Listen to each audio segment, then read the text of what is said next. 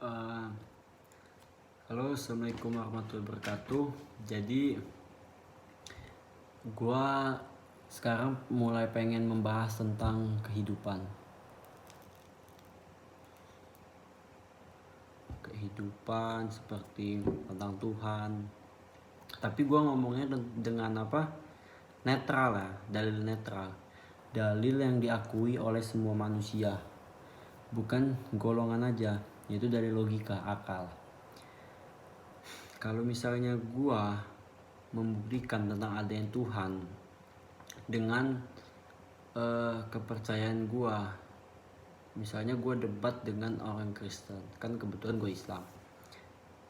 Misalnya gua debat dengan orang Kristen, terus gua ngebuktiin tentang adanya Tuhan itu dengan dalil Al-Quran.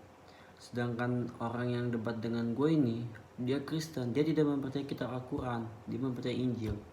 Sedangkan gue menunjukkannya dengan kitab Al-Quran, maka itu tidak fair lah ya, tidak adil. Maka dari itu gue harus menggunakan dari logika dulu untuk masuk ke dari Al-Quran. Begitupun dengan seseorang yang ahli agama untuk memberitahu kepada orang yang misalnya tidak percaya Tuhan, ateis atau semacamnya, tidak mungkin disodorkan langsung oleh dalil kitab suci, kan, tapi melalui dari logika dulu. Dari logika seperti apa?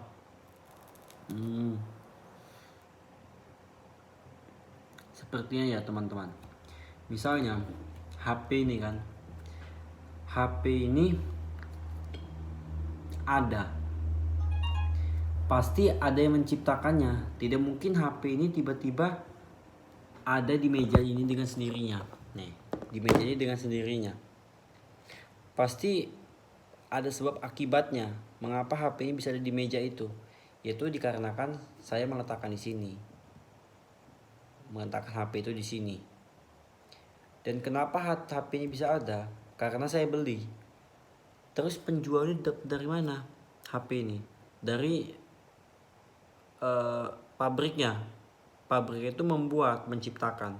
Nggak mungkin tiba-tiba bread datang HP ini, pasti ada proses pembuatannya ini. Sedangkan HP ini yang bisa dipahami oleh manusia, ya mudah lah HP ini ya. Kita kan minimal sekarang udah HP Android semua. Itu ada penciptanya yang gampang dipahami lah. Apalagi dunia yang sangat luas ini, dunia yang dengan segala keteraturannya, matahari terbit lalu terbenam teratur, sedangkan umur bumi ini udah ribuan tahun, tapi pola kehidupan tuh teratur, seperti laut, air sungai yang mengalir, matahari yang terbit terus terbenam, datangnya bulan silih berganti malam, silih bergantinya cuaca, segala macam.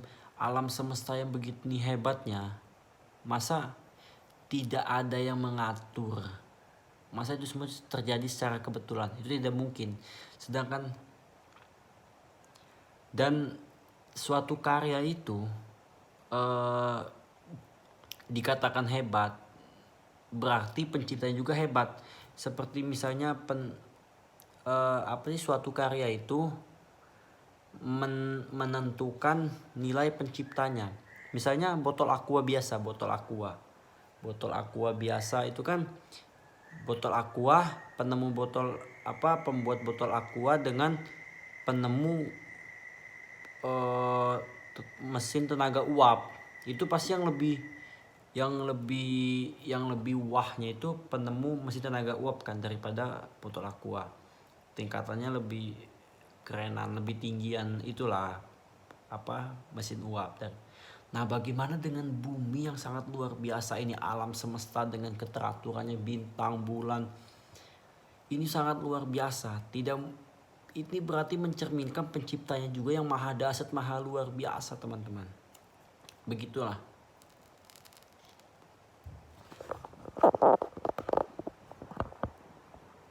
Seperti misalnya ada teman kita misalnya ujian, dia tidak nyontek segala macam, nilainya 100, berarti orang ini nilainya sangat luar biasa. Beda dengan orang yang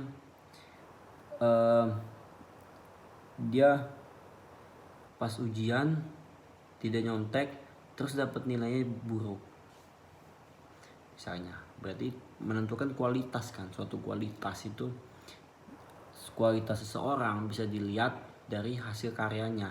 Itu contohnya, contoh gampang lah.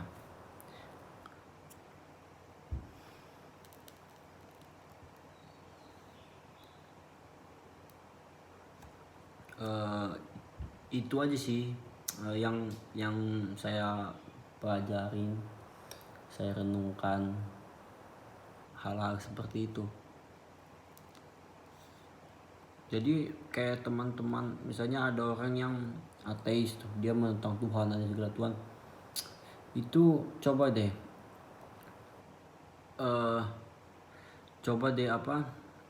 dipikirkan. Kita harus buang ego kita harus berpikir netral, jernih. Oke lah, taruh misalnya bumi ini, kan kata orang yang ateis itu tidak mempercayai Tuhan, kata mereka bumi ini tercipta dari ledakan bom atom, kata mereka Big Bang disebut Big Bang. Nah terus Big Bang itu datangnya dari mana? Nggak mungkin tiba-tiba ada bulatan bulat hitam meledak terus, nggak mungkin kan. Pasti ada awalnya, nggak mungkin Big Bang tiba-tiba ada. Oke lah kita terima Big Bang, ledakan Big Bang. Terus ledakan itu datangnya dari mana? Partikel-partikel kecil itu datangnya dari mana? Nah itu pasti ada wujud awal yang dia tidak diciptakan, tetapi dia menciptakan. Wujud awal yang tidak bergantung atas siapapun, yaitu yang Maha Kuasa, Tuhan.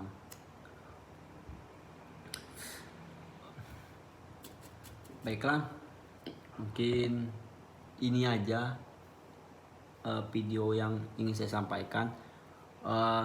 Nanti ada video-video selanjutnya deh.